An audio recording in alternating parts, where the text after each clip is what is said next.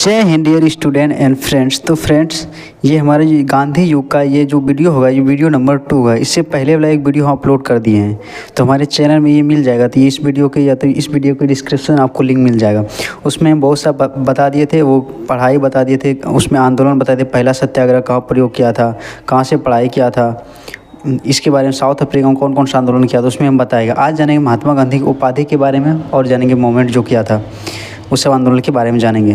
तो चलिए इसको हम स्टार्ट करते हैं। देखिए, उसके बाद महात्मा गांधी को उपाधि। देखिए, महात्मा गांधी जहाँ पर भी जाता था, मतलब ज़्यादातर वो जीत ही जाता था, मतलब उसका यश हो जाता था, मंगलमय हो जाता था। उसी कारण उसको बहुत सा उपाधि दिया था। जैसे देखिए यहाँ पे लिखा है, अंग्रेज़ों ने गांधी जी को सर्जेंट की उपाधि दी। तो देखिए, सर्जेंट का उपाधि ये कब दिया गया था? जब द्वितीय विश्व युद्ध स्टार्ट हुआ था, 14 से 18 तक जो चला था, 14 से 18 तक में। तो इंग्लैंड की ओर से भारत का, क्योंकि भारत जो था इंग्लैंड का उपनिवेश था, इंग्लैंड की ओर से भारतीय सेना को भेजा जाता था जर्मनी के विरुद्ध लड़ने के लिए। उस समय जो भर्ती कर रहा था महात्मा गांधी, इसीलिए उसको बोलता है भर्ती करने वाला सर्जेंट की उपाधि दिया था अंग्रेज़ों ने महात्मा गांधी। तो ये ध्यान रखिएगा। तो इसमें गांधी जी को सर्जेंट की उपाधि दी, क्योंकि गांधी जी ने प्रथम विश्व युद्ध में ब्रिटिश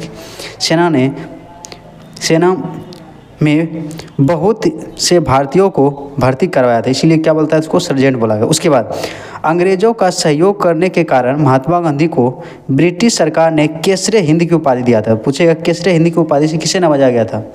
तो जो नवाजा गया था वो किसको नवाजा गया था? महात्मा गांधी को ये उपाधि लौटा दिया था। कब लौटाया था ये जो जलियांवाला बाग हत्याकांड हुआ था उसमें लौटा दिया था, 13 अप्रैल 1919 को। तो ये ध्यान रखेगा।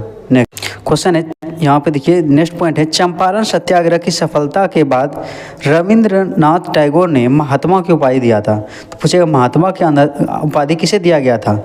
तो ये महात्मा को उपाधि दिया गया था रविंद्रनाथ टैगोर द्वारा महात्मा गांधी को दिया गया था। कि कब दिया गया था? चंपारण सत्याग्रह सफलता के कारण। नेक्स्ट है, जवाहरलाल नेहरू ने इसे बापू की उपाधि दिया था। तो ये ध्यान रखिए, बापू के नाम से किसे जाना जाता है? महात्मा गांधी को। किसने उपाधि दिया था? ये जवाहरलाल नेहरू।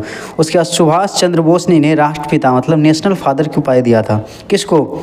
महात्मा गांधी को। तो ये ध्यान रखिए। उसके बाद विंस्टन चर्चिल जो इंग्लैंड का प्रधानमंत्री बना था, इसने जो बोला था ना, इसने इसको अर्धनग्न फ़कीर बोला था। तो क्वेश्चन पूछेगा अर्धनग्न फ़कीर महात्मा गांधी किसने कहा था? तो विंस्टन चर्चिल ने कहा था। ये इंपॉर्टेंट क्वेश्चन आता है, इसको ध्यान रखिएगा। नेक्स्ट देखिए, नेक्स्ट है, शेख मुजीबुर रहमान ने इन्हें जादूगर की उपाधि दिया था, क्योंकि यहाँ पे जाता था, वहाँ पे अपना जादू चला के मतलब उस आंदोलन को क्या करता था, मतलब जीत ही लेता था। उसके बाद खुदाई खिदमतगार संस्था ने मंगल बाबा की उपाधि दिया था, क्योंकि जिस आंदोलन में हाथ रखता था ये मतलब मंगलमय होता है, मतलब काम मतलब पूरा हो जाता था, इसीलिए मंगल बाबा की उपाधि दिया था। तो ये दोनों इंपॉर्टेंट है। बोलेगा कि जादूगर की उपाधि किसने दिया था? शेख मुजीबुर रहमान ने दिया था। उसके बाद खुदाई खिदमतगार संस्था ने मंगल बाबा की उपाधि दिया था। उसके बाद आइंस्टीन ने कहा कि आने वाले 1 से 200 साल के बाद शायद ही कोई विश्वास करे कि ऐसा हार्ड मांस के शरीर वाला व्यक्ति इस पृथ्वी पर था। तो ये किसने कहा था? ये बोला था आइंस्टीन ने, जिसने सिद्धांत दिया था E = mc², जिसको बोलता है सापेक्षता का सिद्धांत। इसने इतना बड़ा आंदोलन कर दिया, मतलब ये बोल रहा था। उसके बाद नेक्स्ट है, 9 जनवरी 1915 को महात्मा गांधी भारत लौट आए। आज भी इस दिन को प्रवासी भारतीय दिवस मनाया गया। ये साउथ अफ्रीका से लौटा था, तो ये ध्यान रखिएगा, प्रवासी भारतीय दिवस इसी को लौटने की तिथि मनाया जाता है। उसके बाद इन्होंने अहमदाबाद के समीर कोचरब नामक स्थान पर 1915 ईस्वी में ही एक आश्रम स्थापित किया, जो आगे चलकर साबरमती आश्रम कहलाया। देखिए, साबरमती आश्रम का स्थापना किसने किया था? तो ये किया था महात्मा गांधी ने। इसके लिए अम्बाला सराभाई था ना, उसने इसमें धन दिया था। देखिए नेक्स्ट है, यहाँ पे इस आश्रम के लिए धन अम्बाला लाल सराभाई ने दिया था, मतलब वो जो आश्रम बनाया था उसके लिए धन, साबरमती जो आश्रम बनाया था उसके लिए धन, मतलब अब जो ये गुजरात में है। इस आश्रम के अंदर महात्मा गांधी की कुटिया हृदय कुंज कहलाया। उसके बाद बहुत दिन यहाँ पे समय बिताया था। उसके बाद 1916 में महात्मा गांधी ने कांग्रेस के लखनऊ अधिवेशन में भाग लिया। इसकी अध्यक्षता अंबिका चंद्र मजूमदार ने कर रहा था। देखिए, महात्मा गांधी जब 1915 में लौटा था, तो इसका जो इसका जो गुरु था गोपाल कृष्ण गोखले, इसने बोला था कि अभी तुम यहाँ पे आंदोलन नहीं करना, क्योंकि साउथ अफ्रीका से आंदोलन करके आया था, जिसके कारण अंग्रेज़ों का जो था इसके ओर जो था झुकाव मतलब ज़्यादा हो गया था, मतलब आंदोलन जो ही करता था, मतलब एक गुस्सा टाइप का एक हो गया था। इसलिए दो साल तक ये मतलब भारत भ्रमण किया, वहाँ पर देखा कैसा यहाँ पर कार्य कर रहा था। उसके बाद ये आंदोलन स्टार्ट किया था। उसमें यहीं पे मिला था उसको, लखनऊ अधिवेशन में ही, जो था नाम उसका राजकुमार शुक्ल, बिहार का ज़मींदार था। उसी ने इसको आग्रह किया था कि यहाँ चंपारण में आइए और आंदोलन करने के लिए, जो 3 कठिया पद्धति चल रहा था। इसे यहाँ पे जो लिखा है, इसी अधिवेशन में राजकुमार शुक्ल ने गांधी जी को चंपारण के नीले के ज़मींदारों, नील को बोलता है इंडिगो, इसका खेती किया जाता है, कपड़ों सब में दिया जाता है। उस समय जो केमिकल से नहीं बनता था, मतलब सिंथेटिक नहीं, नेचुरल नील जो होता था इंडिगो, उसी से मतलब इसका उपयोग करता था। जमींदारों के 3 कठिया पद्धति अर्थात 20 कट्ठा में 3 कट्ठा की जानकारी दिए और चंपारण आने का आग्रह किया। उस समय तो ये नहीं था, कुछ दिन के बाद आया। उसके बाद 1917 ईस्वी में राजेंद्र प्रसाद था अनुग्रह नारायण, जिसे बिहार का विभूषण बुलाया था, अनुग्रह नारायण सिन्हा के साथ महात्मा गांधी चंपारण पहुँचे और वहाँ सफल सत्याग्रह कराया। उसके बाद अंग्रेजों ने 3 कठिया पद्धति समाप्त कर दी। यह आंदोलन नीले जमींदारों के विरुद्ध था। यह भारत में महात्मा गांधी का पहला सफल आंदोलन था। इसलिए सफलता के बाद रविंद्रनाथ टैगोर ने इन्हें महात्मा की उपाधि दी थी। तो पूछेगा किसकी सफलता के बाद महात्मा की उपाधि दी थी? 3 कठिया पद्धति की सफलता बाद। और आप लोग को हम बताए थे कि पहली बार सत्याग्रह का प्रयोग इस दक्षिण अफ्रीका में किया था, लेकिन भारत में पूछेगा तो बिहार में चंपारण 1917 में किया था, ये ध्यान रखिए। उसके बाद यही यहाँ पे जीत मिलने के बाद एक और प्रॉब्लम था, कहाँ पे?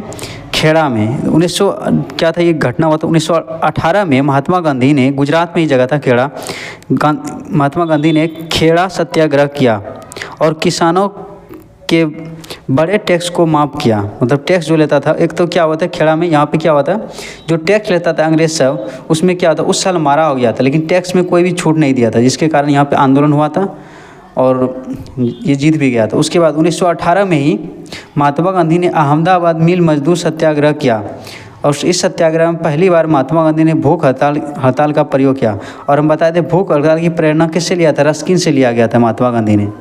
और इसमें क्या हुआ था, देखिए अहमदाबाद मिल मजदूर में, उसमें जो था ना प्लेग फैल गया था। प्लेग जब फैल गया तो मजदूर सबको रोक लिया गया था, वहीं घर नहीं जाने दिया था। बोला था तुम लोग को जो प्लेग में काम करे इसके लिए ज़्यादा बोनस भी मिलेगा और सैलरी भी मिलेगा, लेकिन ये बाद में क्या होता, मुकर जाता है, जिसके कारण यहाँ पे आंदोलन करता है और बाद में इसको दिखाता है। देखिए महात्मा गांधी के आंदोलन के 4 चरण थे। कौन सा था? पहला सत्याग्रह करेगा, उसके बाद भूख हड़ताल जिसे रस्किन से लिया था, उसके बाद बहिष्कार, उसके बाद हड़ताल करेगा। तो ये सब इसका था 4 चरण था। नेक्स्ट देखिए रॉलेट एक्ट, ये जो होता है एक यह काला कानून था, 19 मार्च 1919 को लाया गया था। देखिए भारत में क्रांतिकारी का जो दबदबा बढ़ रहा था, उसी को मतलब एक काउंटर करने के लिए अंग्रेजी सरकार ने लाया गया था। देखिए भारत सरकार भारतीय क्रांति को दबाने के लिए सिडनी रॉलेट ने रॉलेट एक्ट लाया, जिसके तहत शक के आधार पर पुलिस किसी को भी गिरफ्तार कर लिया था बिना वारंट दिखाए। उसके बाद 30 मार्च 1919 को स्वामी श्रद्धानंद ने कर मत दो आंदोलन किया, जबकि कर मत दो का नारा वल्लभ भाई पटेल ने दिया था, जिसको लौह पुरुष कहा जाता है। उसके बाद 6 अप्रैल 1919 को ईस्वी को गांधी जी देशव्यापी हड़ताल किया गया। 8 अप्रैल 1919 को गांधी जी को गिरफ्तार कर लिया गया और इस सत्याग्रह का केंद्र पंजाब था। कहाँ था? पंजाब में था। पंजाब में ही रॉलेट एक्ट का विरोध कर रहा था। नेक्स्ट देखिए, इसे बिना दलील, बिना अपील और बिना वकील कानून भी कहा जाता है। मतलब कोई दलील, कोई वकील नहीं सुना जाता, सीधा क्या करता था, गिरफ्तार कर लिया जाता था। ये बहुत ही खराब कानून। उसके बाद गांधी जी ने इसे काला कानून कहा। तो बोलेगा कि गांधी जी ने किसे काला कानून कहा गया? तो बोलेगा रॉलेट एक्ट को कहा गया था, क्योंकि इसमें कोई वकील, कोई दलील नहीं होता था, सीधा बंद कर देता था जेल में। इस कानून के तहत पंजाब के 2 नेता, एक था सैफुद्दीन किचलू और सत्यपाल मलिक को गिरफ्तार कर लिया गया था। और उसी को गिरफ्तार जो किया गया था, उसी को मतलब छुड़ाने के लिए वहाँ आंदोलन कर रहा था। और वहीं पे हुआ था जलियांवाला बाग हत्याकांड। ये बहुत ही खतरनाक था, इसको हम पढ़ते हैं। अब जानेंगे जलियांवाला बाग हत्याकांड। इससे क्वेश्चन अक्सर पूछा जाता है। ये कब हुआ था? 13 अप्रैल 1919 को हुआ था। देखिए रॉलेट एक्ट के विरोध में अमृतसर के जलियांवाला बाग में लोग इकट्ठा हुए। देखिए जलियांवाला जो जगह था, किसी समय जल्दी नामक व्यक्ति का ही संपत्ति था, इकट्ठा हुए थे। जनसभा शांतिपूर्वक संचालन कर रहे थे। इस समय भारत का वायसराय जो था वो कौन था? वायसराय गवर्नर चेम्सफोर्ड था। पंजाब का लेफ्टिनेंट गवर्नर ओ डायर ने गोरखा रेजिमेंट के ब्रिगेडियर आर डायर को जलियांवाला बाग भेजा वहाँ जहाँ आर डायर ने निहत्थे लोगों पर गोलियां चलवा दी। देखिए इसमें बहुत सारे लोगों का मृत्यु हो गया था। एक कुआं था उसमें भर गया था लाश से। उसके बाद इन आंकड़ों के अनुसार मरने वालों की संख्या 379 थी, लेकिन वास्तव में ये कहीं ज़्यादा थे, हज़ारों से ज़्यादा था। उसके बाद हंसराज नामक भारतीय ने जलियांवाला बाग की सूचना अंग्रेज़ों को दी थी कि यहाँ पर प्रोटेस्ट हो रहा है। उसके बाद जलियांवाला बाग नरसंहार के कारण पूरे भारत में विरोध हुआ।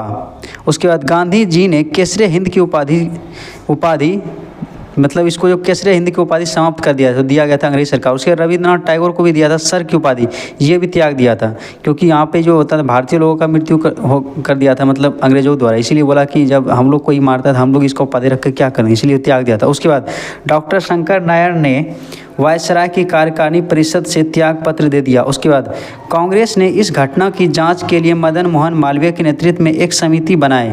इस समिति ने कहा कि जनरल डायर द्वारा जल्दबाजी में लिया गया यह मूर्खतापूर्ण कदम था। लेकिन इसमें क्या हुआ था, इंग्लैंड में इसको मतलब शाबाशी दिया गया था। ये बहुत ही मतलब बेकार था, जब यहाँ इतना आदमी मर गया और वहाँ पर उसको शाबाशी दे रहा था, ये गलत है। जिसका बदला उधम सिंह ने लिया था 1942 में जाकर मारा था इंग्लैंड में, उसको पढ़ेंगे नेक्स्ट में।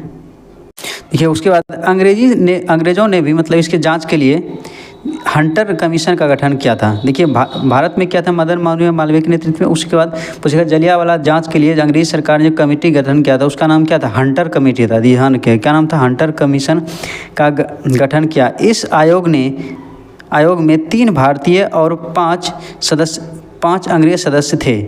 इस कमीशन में जनरल डायर को सही ठहराया, बोला कि सही किया था, लेकिन यहाँ पे तो सही नहीं था। जनरल ओ डायर को लंदन में सम्मान के रूप में तलवार और 26,000 पाउंड की धनराशि दी।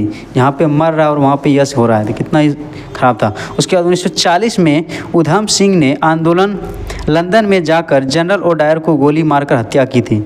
उतना दिन के बाद किया था, क्योंकि ये देखा था उस समय जब यहाँ पे ये गोली चलवाया था, तो इससे डर भी गया था ब्रिटिश सब। अब नेक्स्ट है हमारा होम रूल आंदोलन। देखिए होम रूल का मतलब होता है घर का, मतलब होता है होम रूल जो मतलब होता है घर का नियम।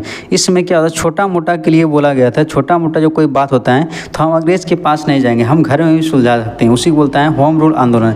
ये 1916 में मतलब स्टार्ट हुआ था।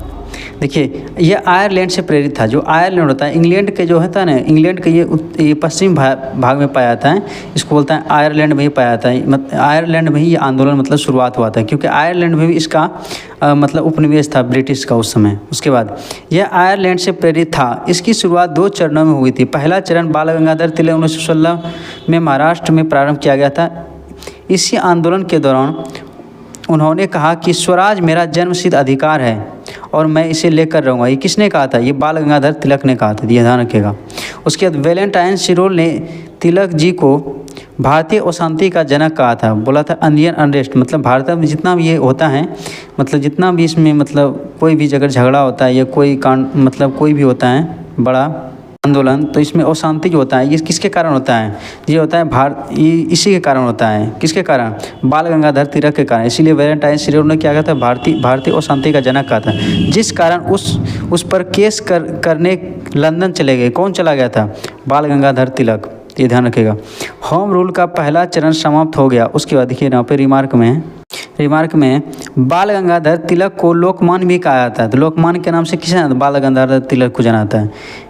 उसके बाद इसकी अर्थी को महात्मा गांधी तथा शौकत अली ने कंधा दिया था, तो ये ध्यान रखिएगा। उसके बाद होम रूल का दूसरा चरण 1916 में एनी बेसेंट ने प्रारंभ किया था। देखिए एनी बेसेंट ये आयरलैंड का ही था और वहाँ पे भी मतलब जितना भी अत्याचार होता है इससे वाकिफ था, उसी कारण यहाँ पे होम रूल लाया गया था। उसके बाद इनका होम रूल आंदोलन पूरे भारत में फैल गया, किंतु अंग्रेज़ों ने एनी बेसेंट को गिरफ्तार कर लिया और 1918 में ईस्वी में इन्हें छोड़ा तो होम रूल आंदोलन पूरी तरह समाप्त हो चुका था।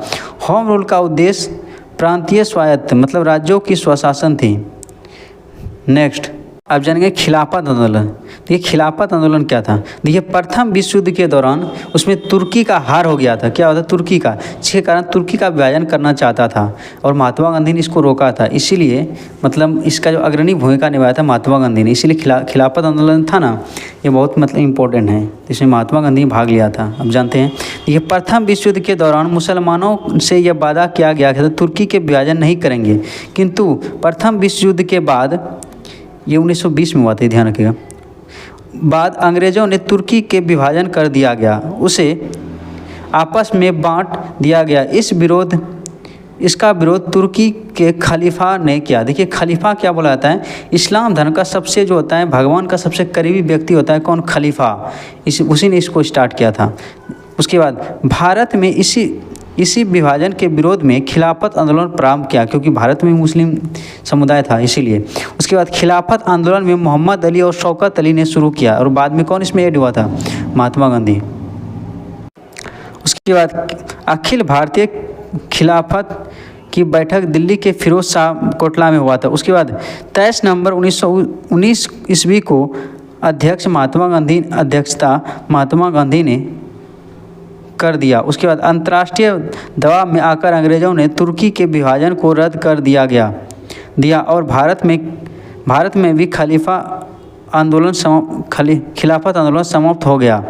महात्मा गांधी को मुसलमानों की भी सहयोग प्राप्त हुआ, क्योंकि महात्मा गांधी चाहता था ऐसे मतलब जो अंग्रेज जो है ना ऐसे छोड़ के भारत नहीं जाएगा, इसीलिए सोच रहा था कि यहाँ पे हिंदू का तो हम लोग का मतलब समुदाय जो है हिंदू समुदाय हमको सपोर्ट करता है, लेकिन मुस्लिम में थोड़ा दिक्कत होता है, इसीलिए मुस्लिम के लिए जो खिलाफत आंदोलन रहा था उसमें ये अग्रणी भूमिका निभाया, जिसके कारण मुस्लिम का ही समर्थन हुआ। इसके चलते ये असहयोग आंदोलन स्टार्ट किया था। असहयोग का मतलब होता है नॉन कोऑपरेटिव मूवमेंट, मतलब उसका सहयोग नहीं करे। महात्मा गांधी का मानना था कि जो अंग्रेज सरकार है यहाँ पे क्या कर रहा है, सिर्फ व्यापार करने के लिए आया है, अगर इसका हम सहयोग नहीं करेंगे तो यह छोड़कर चला जाएगा। ये सबसे बड़ा इसका भूल साबित हुआ था, ये छोड़कर नहीं गया था।